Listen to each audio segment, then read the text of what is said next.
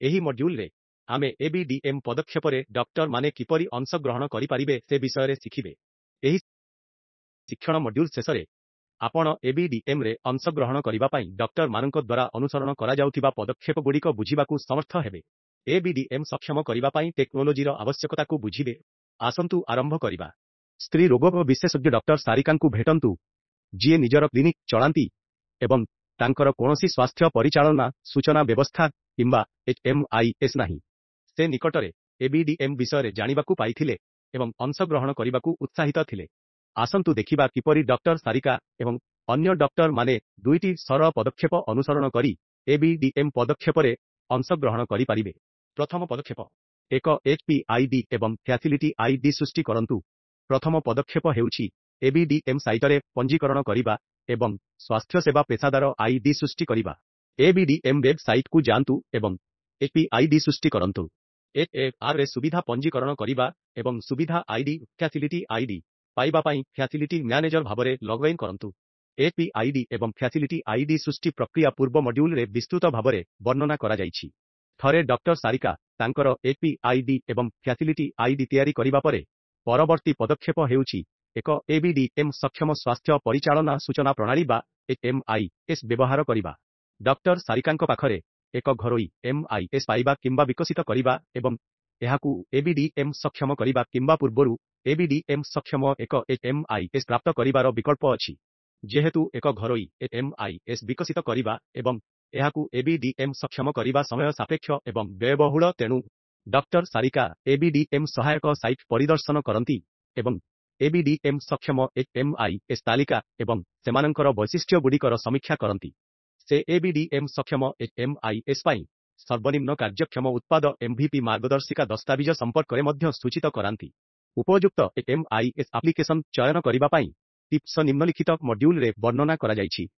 ସେ ବିଭିନ୍ନ ବିକଳ୍ପଗୁଡ଼ିକୁ ତୁଳନା କରନ୍ତି ଏବଂ ଏକ HMIS ଆପ୍ଲିକେସନ ଚୟନ କରନ୍ତି ଯାହା ସୁଲଭ ଏବଂ ତାଙ୍କ କ୍ଲିନିକ୍ର ଆବଶ୍ୟକତାକୁ ସର୍ବୋତ୍ତମ ଭାବରେ ପୂରଣ କରେ। HMIS ଚୟନ କରିବା ପରେ ଡକ୍ଟର ସାରିକା ସମ୍ପୃକ୍ତ HMIS ଟିମ୍ କିମ୍ବା ପ୍ରଦାନକାରୀଙ୍କ ସହିତ ଏକ କାର୍ଯ୍ୟକାରୀ ଯୋଜନା ପ୍ରସ୍ତୁତ କରନ୍ତି ଏବଂ ଏହାପରେ ଏଭଳି ଆପ୍ଲିକେସନ ବ୍ୟବହାର କରିବା ପାଇଁ ପ୍ରଶିକ୍ଷଣ ଦିଅନ୍ତି। ଡକ୍ଟର ସାରିକା HMIS ସେଟଅପ୍ ସମ୍ପୂର୍ଣ୍ଣ କରିବା ପରେ ସେ ABDM ବ୍ୟବହାର କରିବା ଆରମ୍ଭ କରିପାରିବେ।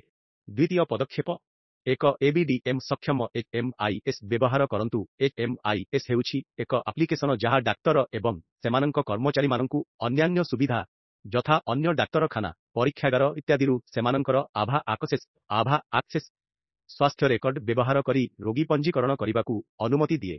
ସ୍ୱାସ୍ଥ୍ୟ ରେକର୍ଡଗୁଡ଼ିକୁ ଡିଜିଟାଇଜ୍ ଫର୍ମାଟରେ ଗଚ୍ଛିତ କରନ୍ତୁ। ଅନ୍ୟ ସ୍ୱାସ୍ଥ୍ୟସେବା ସୁବିଧା ସହିତ ସ୍ୱାସ୍ଥ୍ୟ ରେକର୍ଡକୁ ବିନିମୟ କରନ୍ତୁ। ପ୍ରେସ୍କ୍ରିପ୍ସନ, କ୍ଲିନିକାଲ ନୋଟ୍ ଏବଂ ଚିକିତ୍ସା ପ୍ରଦାନ କରନ୍ତୁ।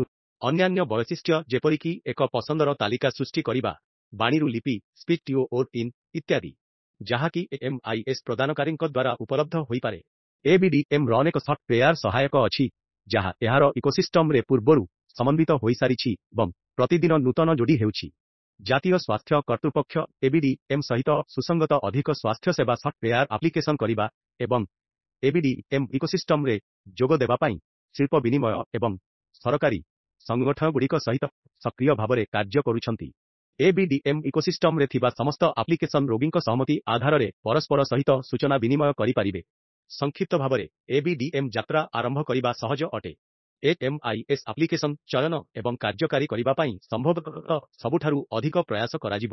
ଯଦି ପୂର୍ବରୁ HMIS ରେ ଏକ ସୁବିଧା ବ୍ୟବହାର କରୁଛନ୍ତି, ତେବେ ସୁବିଧାର ବୈଷୟିକ ଦଳର ABDM ସାଣ୍ଡବକ୍ସରେ ପଞ୍ଜୀକରଣ କରିପାରିବେ ଏବଂ ସେମାନଙ୍କର HMIS ABDM ସକ୍ଷମ କରିବା ପାଇଁ ପ୍ରକ୍ରିୟା ଅନୁସରଣ କରିପାରିବେ।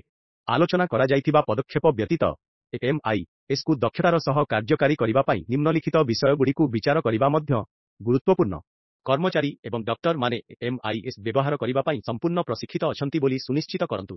ନିଶ୍ଚିତ କରନ୍ତୁ ଯେ କର୍ମଚାରୀ ଏବଂ ଡକ୍ଟର ମାନେ ସ୍ୱାସ୍ଥ୍ୟ ରେକର୍ଡଗୁଡ଼ିକ ସମ୍ପୂର୍ଣ୍ଣ କରିବା ପାଇଁ HMIS ଆପ୍ଲିକେସନ ବ୍ୟବହାର କରୁଛନ୍ତି। ସୁନିଶ୍ଚିତ କରନ୍ତୁ ଯେ ବ୍ୟାକଅପ୍ ସହିତ ନିର୍ଭରଯୋଗ୍ୟ ବିଦ୍ୟୁତ୍ ଏବଂ ଇଣ୍ଟରନେଟ୍ ସଂଯୋଗ ଅଛି। ନିଶ୍ଚିତ କରନ୍ତୁ ଯେ ଆପଣ HMIS ଆପ୍ଲିକେସନର ଅପଡେଟ୍ ସଂସ୍କରଣ ବ୍ୟବହାର କରୁଛନ୍ତି।